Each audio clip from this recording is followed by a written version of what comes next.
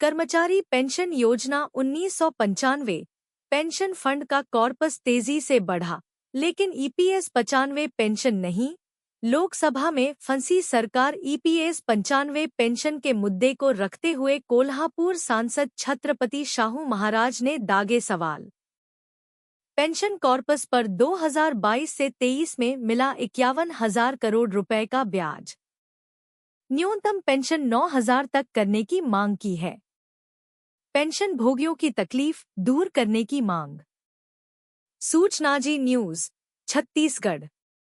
कर्मचारी पेंशन योजना 1995, employees pension scheme 1995, कर्मचारी भविष्य निधि संगठन EPFO, employees provident fund organisation EPFO, केंद्र की मोदी सरकार, मोदी गवर्नमेंट और देश के 78 लाख पेंशन भोगियों का दर्द लोकसभा में भी छलका। सरकार और ईपीएफओ को घेरते हुए महाराष्ट्र के सांसद ने सरकार से ईपीएस 95 न्यूनतम पेंशन, ईपीएस 95 मिनिमम पेंशन पर तीखे सवाल दागे। कोल्हापुर के सांसद छत्रपति साहू महाराज ने मांग किया है कि ईपीएस 95 के तहत सेवानिवृत्त कर्मचारियों की पेंशन 9,000 रुपए प्रति माह किया जाए और भविष्य के लिए महंगाई निर्देशों से जोड़ा जाए। महंगाई से पेंशन सुरक्षित नहीं है। इसके अलावा पिछले 10 वर्षों में 1 रुपया भी नहीं बढ़ा है। सरकार का ध्यान इस ओर भी आकृष्ट किया गया। देश भर के 75 लाख सेवानिवृत्त पेंशन भोगी ईपीएस 95 योजना, रिटायर्ड पेंशनर्स ईपीएस 95 स्कीम से संबंधित है। पेंशन धारकों की हालत दयनीय है। उन्हें कम से कम 1,451 का सेवानिवृत्ति वेतन दिया जा रहा है। घरेलू गैस सिलेंडर की कीमत 1,200 रुपये है। इस स्थिति में औसत 1,451 रुपये में कैसे जिए? शाहू छत्रपति ने आंकड़े बताते हैं कि पेंशन फंड में कॉर्पस बढ़ गया है। 2017 से 18 में 3,93,000 करोड़ से 2022 से 23 में 7,80,000 करोड़ की वृद्धि हुई है। पेंशन कॉर्पस पर 2022 से 23 में मिला 51,000 करोड़ रुपए का ब्याज, लेकिन जो 14,400 करोड़ की पेंशन थी वो टूट गई। न्यूनतम पेंशन 9,000 तक करने की मांग की है। संविधान की धारा 41 में वृद्धावस्था सेवानिवृत्ति वेतन योजनाओं का प्रावधान। पेंशन भोगियों पेंशनर्स का कहना है, स्वाभाविक रूप से पुराने पेंशन धारकों के बर्बाद जीवन पर सरकार की उदासीनता चौंकाने वाली है। संविधान की धारा 41 में वृद्धावस्था सेवानिवृत्ति वेतन योजनाओं का प्रावधान है और इसलिए इसमें न केवल वरिष्ठ सेवानिवृत्ति वेतन धारकों बल्कि बीमार और विकलांगों को भी शामिल किया गया है। जंतर मंतर पर ईपीएस 95 पेंशन धारकों का समर्थन कर चुके सांसद। सरकार को पता होना चाहिए कि बुढ़ापे में उचित पेंशन सबसे महत्वपूर्ण सुरक्षा है। इसीलिए शाहू छत्रपति ने पेंशन भोगियों के लिए सरकार से निवेदन किया कि इस मामले में दखल दे और पेंशन भोगियों को न्याय दे। शाहू छत्रपति ने पिछले सप्ताह दिल्ली के जंतर मंतर पर ईपीएस 95 पेंशन धारकों, ईपीएस 95 पेंशनर्स के आंदोलन का समर्थन किया था। लोकसभा में इस मुद्दे पर आवाज उठाने का वादा किया था। तदनुसार उन्होंने मंगलवार को इस विषय को प्रस्तुत किया और केंद्र सरकार का ध्यान आकर्षित किया। ईपीएस 95 पेंशन भोगियों की नाराजगी, संशोधित पेंशन नीतियों पर सुने सरकार, देखें अपडेट। 95 पेंशन भोगियों की नाराजगी, संशोधित पेंशन नीतियों पर सुने सरकार, देखें अपडेट। कर्मचारी भविष्य निधि संगठन के सदस्यों और पेंशन भोगियों के विषय में नई जानकारी देने जा रहे हैं।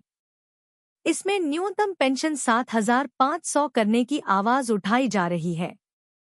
इस संबंध में एक पेंशन भोगी ने लिखा है कि हम आप सभी का हार्दिक स्वागत करते हैं। सेवानिवृत्ति, वर्तमान कर्मचारी, निजी क्षेत्र के कर्मचारी, अर्ध सरकारी कर्मचारी और आपके परिवार, ईपीएस 95 पेंशन भोगियों की नाराजगी, संशोधित पेंशन नीतियों पर सुने सरकार, देखे अपडेट। हम बड़ी उम्मीद और दृढ़ संकल्प के साथ आपको एक छत के नीचे एकजुट होने, अपने सेवानिवृत्ति जीवन को सुरक्षित करने और सभी के लिए सम्मानजनक पेंशन के लिए लड़ने के लिए आमंत्रित करते हैं। अधिक लंबे समय से हम में से जिन्होंने हमारे देश के विकास और समृद्धि में योगदान दिया है, उन्हें हमारे सेवानिवृत्ति के वर्षों के अपर्याप्त समर्थन मिला है, क्योंकि हम कार्यबल की रीढ़, एक ऐसी पेंशन के हकदार हैं जो कि हमें अपने जीवन को सम्मान और शांति से जीने की अनुमति देती है, और यह एक बुनियादी अधिकार है जिसे सुरक्षित करने के लिए हम सभी को एक साथ खड़ा होना चाहिए। Employee pension scheme. हम सभी EPS 95 पेंशन भोगियों, वर्तमान PF योगदानकर्ता, निजी क्षेत्र के कर्मचारियों और अर्ध सरकारी कर्मचारियों से इस महत्वपूर्ण आंदोलन में एकजुट होने का आह्वान करते हैं। हाथ मिलाकर हम अपनी आवाज और एक उचित और सभ्य पेंशन की अपनी मांगों को बढ़ाते हैं, जो कि हमारी नौकरी के लिए दी गई वर्षों की कड़ी मेहनत और समर्पण को दर्शाती है। पेंशन भोगी ने लिखा है कि हमारी सामूहिक शक्ति हमारी एकता में निहित होती है। साथ मिलकर हम सरकार पर दबाव डालकर पेंशन नीतियों को संशोधित करने के लिए दबाव डाल सकते हैं। एम्प्लॉयज प्रोविडेंट फंड ऑर्गेनाइजेशन, जो हमारी आवश्यकताओं को पूरा करने के लिए उचित, न्याय संगत और पर्याप्त होती है। यह सिर्फ हमारे लिए नहीं है, बल्कि हमारे परिवारों और अपने आने वाली वीडियो के लिए लड़ाई है, जो एक सुरक्षित और स्थिर सेवानिवृत्ति के हकदार हैं। अंत में पेंशन भोगी ने लिखा है कि आइए हम एक साथ खड़े हो और जो हमारा हक है उसकी मांग करें। लिए हम यह सुनिश्चित करें कि हर कर्मचारी, चाहे वह किसी भी क्षेत्र का क्यों ना हो, उसे जीवन भर की सेवा के बाद वह वित्तीय सुरक्षा मिलना बहुत जरूरी है जिसका वह हकदार होता है। इस आंदोलन में हमारे साथ जुड़े, साथ मिलकर हम बदलाव को ला सकते हैं। न्याय की मांग है EPS 95 न्यूनतम पेंशन 7,500 रुपये, दान नहीं। पढ़िए डिटेल। पेंशन भोगी सही तर्क देते हैं कि इस विशाल धन से उत्पन्न ब्याज उन्हें उचित पेंशन प्रदान करने के लिए पर्याप्त से अधिक है। वे केवल उस धन का उचित हिस्सा मांग रहे हैं जिसे उन्होंने बनाने में मदद की है। सूचना जी न्यूज़, छत्तीसगढ़। कर्मचारी पेंशन योजना 1995 के तहत न्यूनतम पेंशन 7,500 रुपये करने की मांग की जा रही है। न्यूनतम पेंशन 1,000 रुपये की पेंशन अब स्वीकार नहीं की जा रही है। यह कष्टदायी हो रही है। पेंशनर शशि नायर ने एक पोस्ट साझा किया जिसमें पेंशन भोगियों की पीड़ा बयां की गई है। पेंशनर्स ने लिखा, कर्मचारी पेंशन योजना EPS 95 न्यूनतम पेंशन को बढ़ाकर 7,500 प्रति माह करने की चल रही मांग केवल वित्तीय राहत की गुहार नहीं है। यह न्याय और निजी क्षेत्र के कर्मचारियों को मान्यता देने की मांग है जो हमारे देश की रीढ़ हैं। ये पेंशन भोगी, जिनमें से कई ने अपने जीवन के कई दशक भारत के विकास और समृद्धि के लिए समर्पित कर दिए हैं, वे किसी तरह की मदद नहीं मांग रहे हैं। वे बस अपनी मेहनत की कमाई पर सम्मानजनक रिटर्न चाहते हैं। 7,500 न्यूनतम पेंशन की जरूरत। वर्तमान में EPS 95 योजना के तहत न्यूनतम पेंशन एक मामूली राशि है जो सेवानिवृत्त लोगों की बुनियादी जरूरतों को मुश्किल से पूरा करती है। बढ़ती मुद्रास्फीति और जीवनयापन की लागत के साथ यह राशि एक सभ्य जीवन स्तर का समर्थन करने के लिए अपर्याप्त है। पेंशन भोगी पेंशन को बढ़ाकर 7,500 प्रति माह करने की वकालत कर रहे हैं।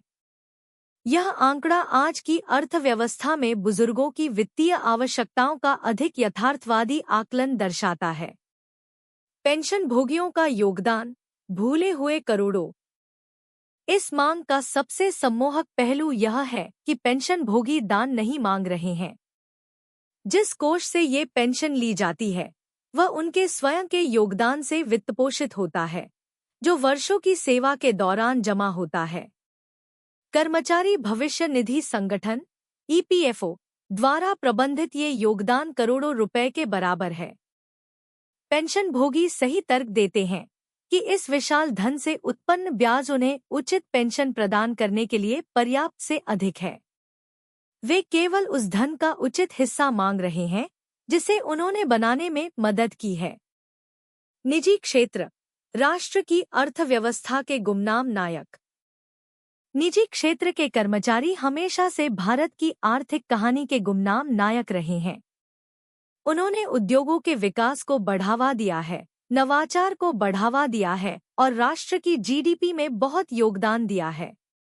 अपनी महत्वपूर्ण भूमिका के बावजूद जब सेवानिवृत्ति लाभों की बात आती है तो वे अक्सर खुद को उपेक्षित पाते हैं।